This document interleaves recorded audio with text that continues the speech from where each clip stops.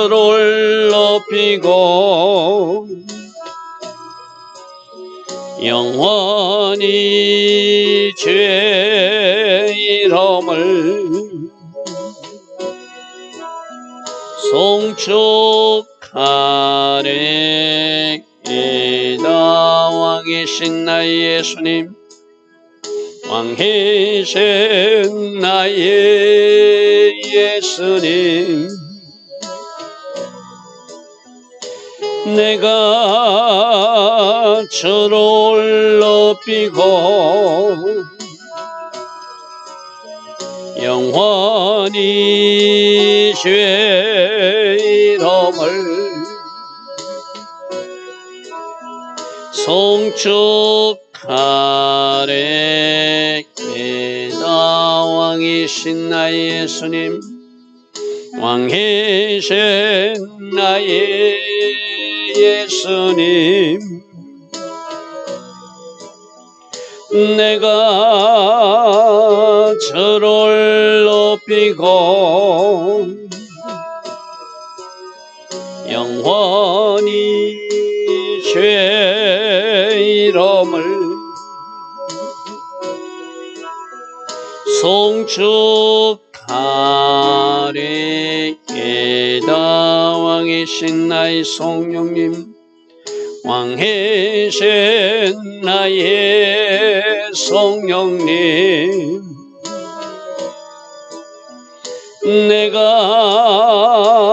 주를 높이고 영원히 주의 이름을 송축하리이다.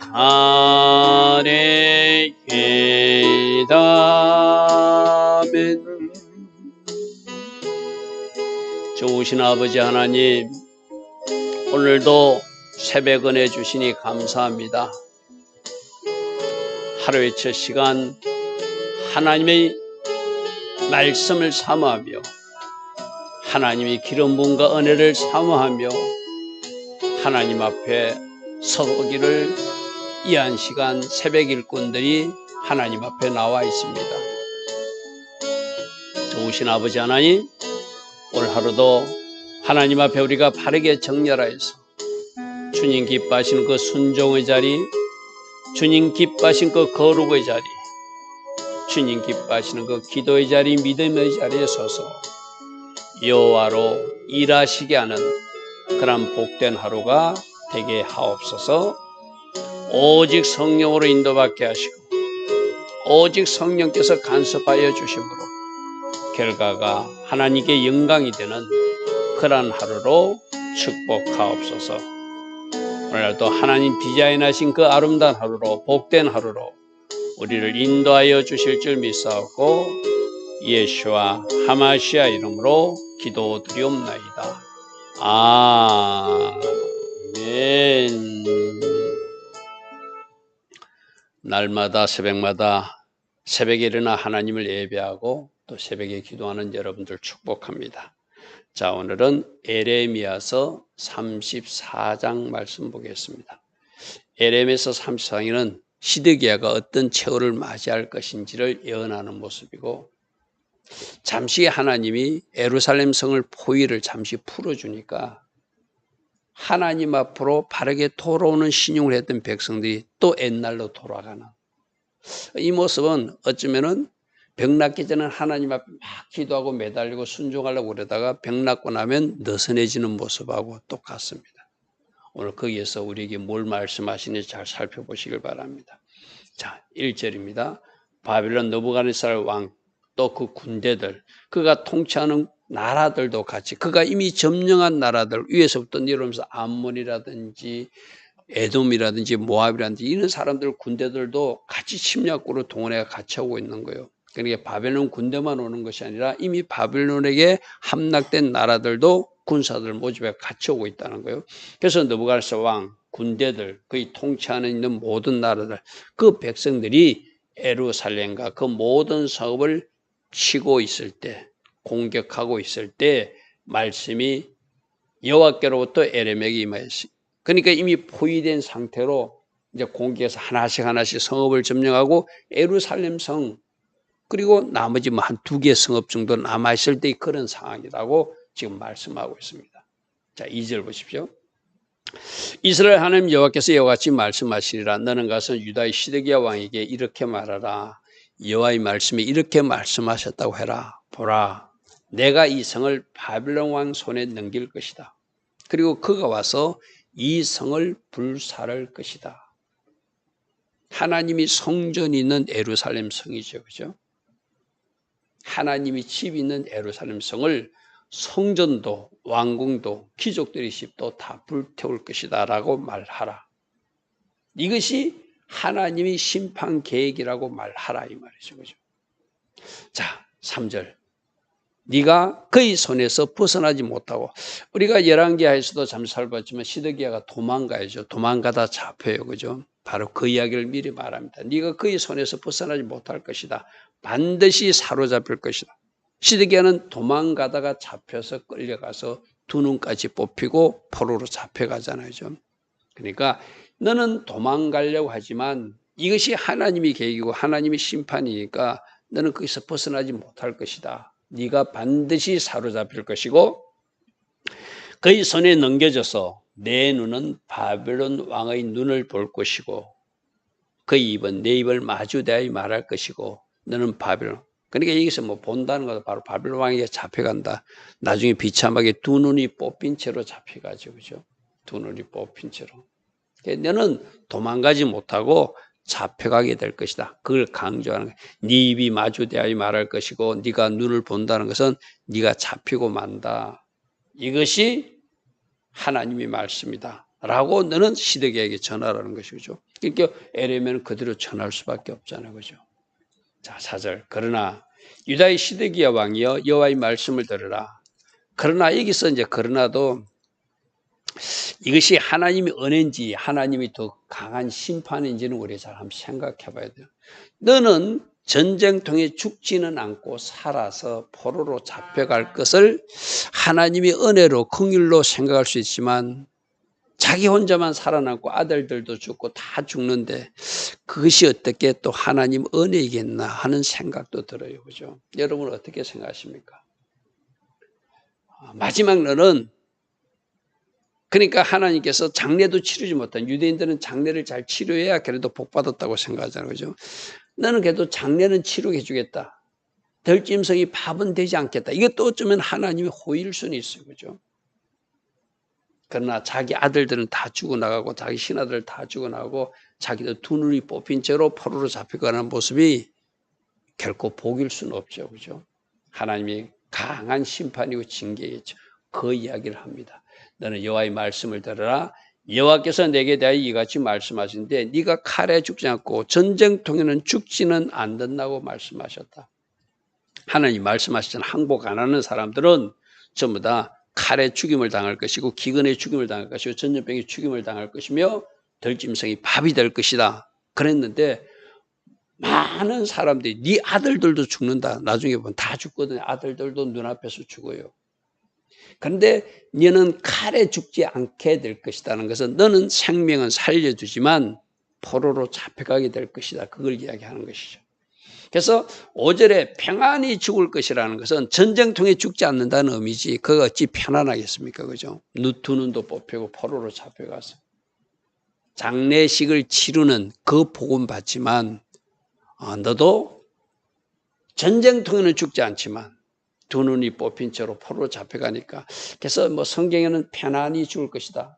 히브리어 성경에도 샬롬이라고 표현해놨어요. 샬롬 무트라고 해놨는데 그것이 과연 편안한 죽음인지는 한번 캐산맥해요. 그죠?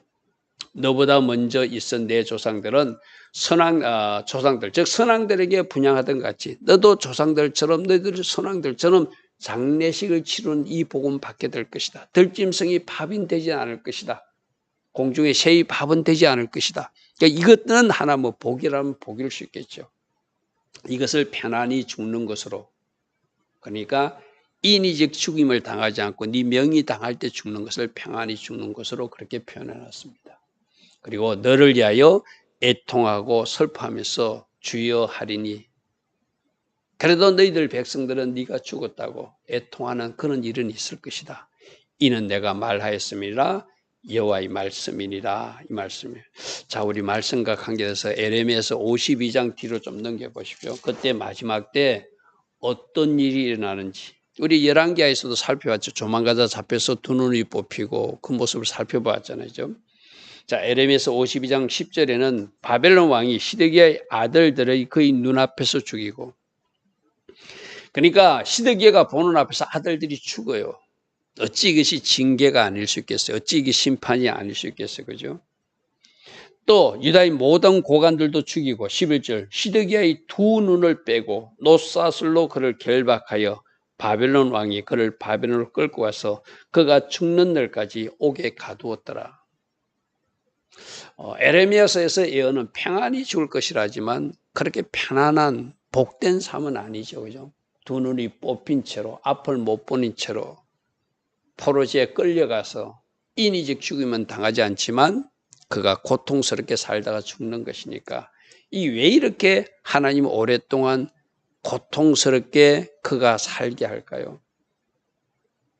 내가 살려두는 것은 뭐라고 그랬죠? 그래도 네가 살아있는 동안 너희 잘못을 회개하고 주님 맞을 준비하라는 것이죠. 네가 만일 여기서라도 포로로 잡혀가서 두 눈이 뽑힌 채로 내가 마지막 때 에레미야 말을 듣지 않고 에레미야를 감옥에 가둔 거 이거 잘못됐구나 회개하면 그 사람도 천국은 가잖아요. 그죠?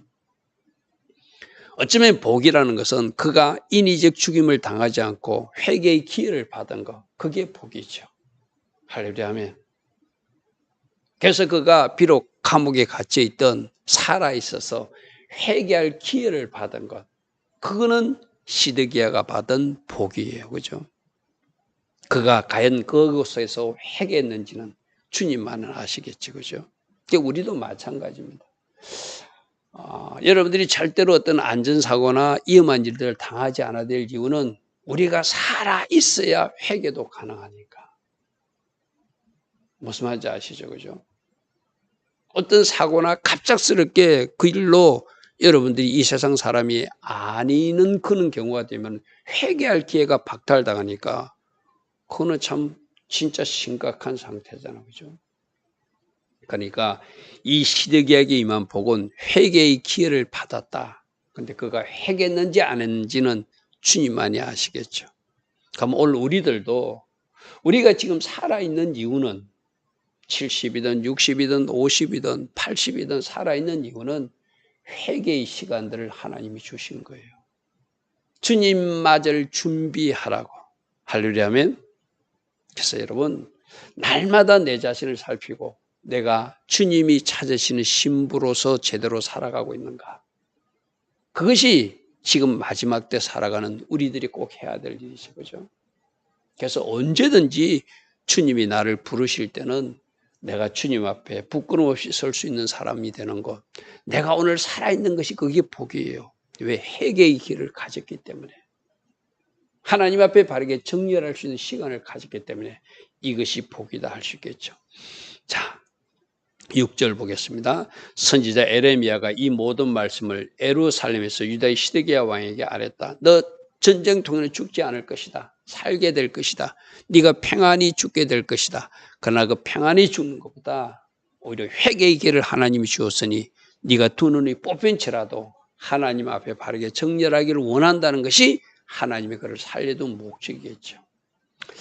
자, 7절입니다. 그때 바벨론의 왕의 군대가 예루살렘과 유다의 남은 모든 성읍을 쳤다. 그때 모든 성읍을 다 치고 예루살렘 하나만 남아있을 때거든요. 그리고 라기스와 아세가라고 하는 이 성읍이 좀 견고해서 남았는데 이것조차도 하나님이 완전히 멸해버리고 예루살렘 성을 완전히 불태우는 것이 마지막 때 남유다를 심판하는 하나님의 모습이기도 합니다.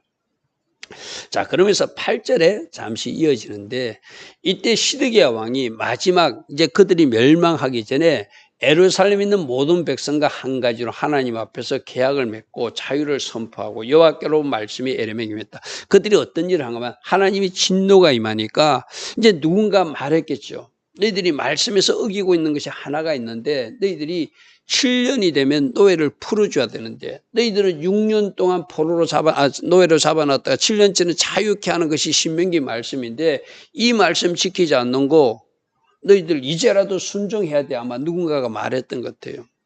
그러니까 지금 바벨론 군대가 막 포위하고 이러고 있으니까 그럼 이거라도 한번 순종해 볼까 하고 시드기야와 백성들이 그럼 우리들 노예들 7년 넘은 사람들 6년 동안 근무한 사람들 자기 밑에 있었던 사람 7년째 된 사람 다 풀어주자 그렇게 했다는 것 쉽게 말해서 뭐 이거 비유하자면 어떤 모습일까? 우리가 막 병이 났을 때 몸이 아플 때는 막 하나님 앞에 매달리고 바르게 살려고 하는 그런 모습과 비슷해요.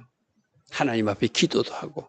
그래서 혹이라도 이렇게라도 하면 하나님이 이 진노를 좀 거두어 주실까? 근본적인 회개보다는 어떤 하나를 택해서 우리 이거라도 한번 해보자. 이건 뭐 나쁜 건 아니죠. 그죠? 그렇게 해가지고 9절에 그 계약한 사람마다 각기 히브리 남녀 노비를 놓아 자유롭게 7년째 놓아주는 것, 신명기 말씀대로 놓아주는 것 하고 그의 동족 유대인을 종으로 삼지 못하게 한 것. 이제라도 우리 신명기 15장, 신명기 15장 12절에 그런 말씀이 있죠. 그죠? 신명기 15장에 나오는 그 말씀들 한번 순종해 보자고 그렇게 하기라고 이제 풀어지기로 계약을 했다는 거예요. 그래서 10절에 보십시오. 10절에 보십시오.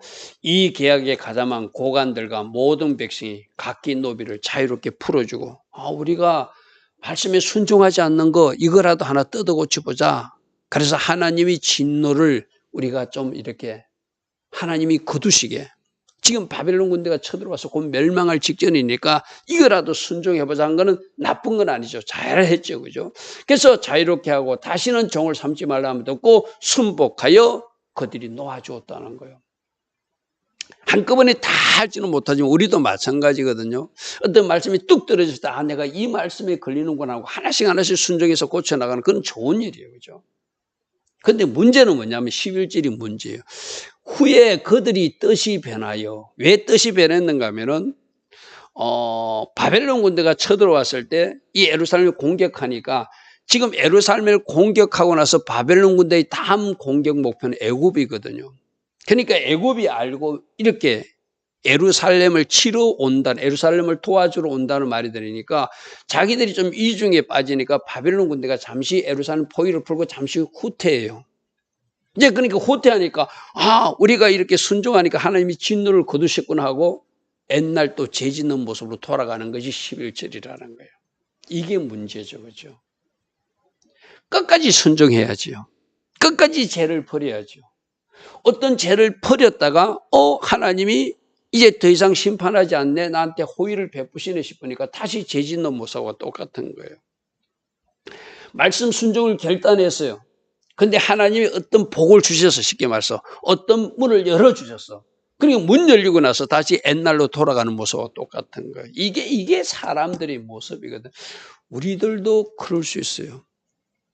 그래서 병낫길에서 사람들이 기도도 하고 병낫길에서 하나님 앞에 바르게 살라고 예배도 드리고 그러다가 그 사람이 병낫고 나서 세상으로 나간다는 이야기 우리 많이 듣고 있잖아요. 그 사람이 하나님을 떠난다는 이야기도 듣고 있잖아요. 하나님이 병 치유하는 것이 목적이 아니에요. 그 사람이 영혼을 구원하는 것이 하나님의 목적이거든요. 그죠? 끝까지 잘해야 되잖아요.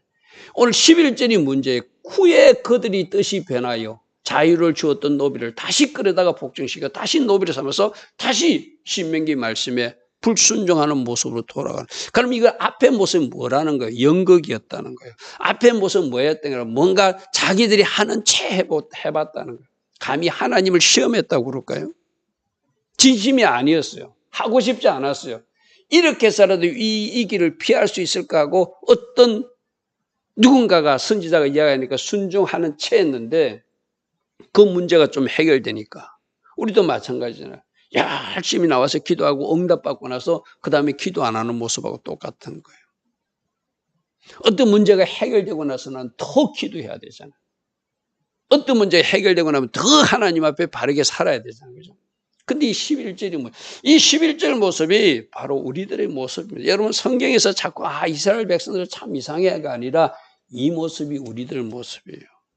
문제가 있을 때 그 문제를 놓고 하나님 앞에 기도하고 엎드리고 바르게 살라고 때론 눈물도 흘리고 회개도 하던 사람이 문제가 해결되고 나면은 또다시 옛날로 돌아가는, 기도하던 사람이 기도하지 않고 새벽제단 쌓던 사람이 새벽제단도 쌓지 않고 하나님 앞에 예배 잘 드린 사람이 또 세상 속으로 섞여서 예배를 하나씩 둘씩 빠지고 그게 바로 11절을 말씀이 후에 그들의 뜻이 또 마음이 바뀌어서 하나님이 우리 풀어주셨네. 이제 하나님이 진노를 거두신 것 같아 하고 옛날 자기 속에 있던 탐심, 욕심이 올라와가지고 다시 그 노비들을 끌어다가 너 다시 와 하고 말씀 불순종의 자리로 돌아가더라는 거예요. 오늘 11절 말씀이 우리들에게 주는 교훈이 있을 줄 믿습니다. 여러분 각자도 잘 묵상하시고 혹이라도 하나님이 나에게 호의를 베풀어 주시고 하나님 나에게 은혜를 주셨는데 내가 그 은혜 받고 나서 또다시 뒷걸음친 부분은 무엇인지 오늘 11절 말씀을 가지고 우리에게 묻고 계시거든요. 또 하나 앞에 시드기야에게 그가 죽임을 당하지 않은 것, 전쟁통에 죽지 않는 것은 하나님의 호의고 은혜예요. 왜? 그에게 회개의 기회를 준 거니까. 그죠? 우리에게도 오늘도 살아있게 한 것은 회개할 수 있는 기회를 준 거거든요. 하나님의 호의를 받은 거예요. 그죠? 오늘 두 가지를 잘 묵상해보고 나는 하나님 주신 이 회개의 기회를 오늘 지금 바르게 적용해서 하나님 앞으로 하나씩 정렬하고 있는가? 순종했던 것이 뒷걸음치서 불순종으로 돌아가거나 거룩의 자리에서 또 거룩하지 못한 자리로 돌아간 부분은 없는지 오늘 이 새벽에 이 말씀을 가지고 주님이 물으실 때 정직하게 답할 수 있는 우리 못 되기를 바랍니다. 좋으신 아버지 하나님, 날마다 말씀의 거울에 우리들 자신을 비추어 봅니다. 우리에게 주신 오늘이란 이 날, 바로 하나님 앞에 바르게 정렬하라고 주신 줄 믿습니다. 그리고 하나님께서 우리에게 은혜를 베풀어 주셨을 때 우리는 계속 앞으로 전진하는 사람인지 뒷걸음치고 물러서는 사람인지 우리들 스스로를 점검하기를 원합니다. 말씀의 거울에 우리들 자신을 비춰보고 하나님 기뻐하신 길을 걸어갈 수 있는 우리 모두 되게 하옵소서. 예수와 하마시아 이름으로 감사하며 기도드리옵나이다. 아멘. 지금은 우리 주 예수 그리스도의 크신 은혜와 하나님 아버지의 영원하신 사랑과 성령 하나님 오늘도 우리 안에서 내주하시며 성령으로 교훈하여 주시고 성령으로 조명하여 주시고 성령으로 인도하여 주시는 그 은혜가 오늘도 새벽에 일어나 하나님을 예배하며 하루를 시작하는 주의 자녀들 머리 이 땅에 껴있는 모든 성도님들 위해 지금부터 영원토록 영원히 함께하여 주시기를 간절히 축원하옵나이다. 아멘. 주님 감사합니다. 말씀의 거울에 우리들 자신을 잘 비춰보고 말씀에서 요구하는 삶 살아갈 수 있는 우리 모두 되게 하시고 성령께서 주신 감동대로 움직여서 결과가 하나님께 영광이 되며 우리들 인생에도 복이 많은 우리 모두 되게 하옵소서. 주님 감사합니다. 주님 감사합니다.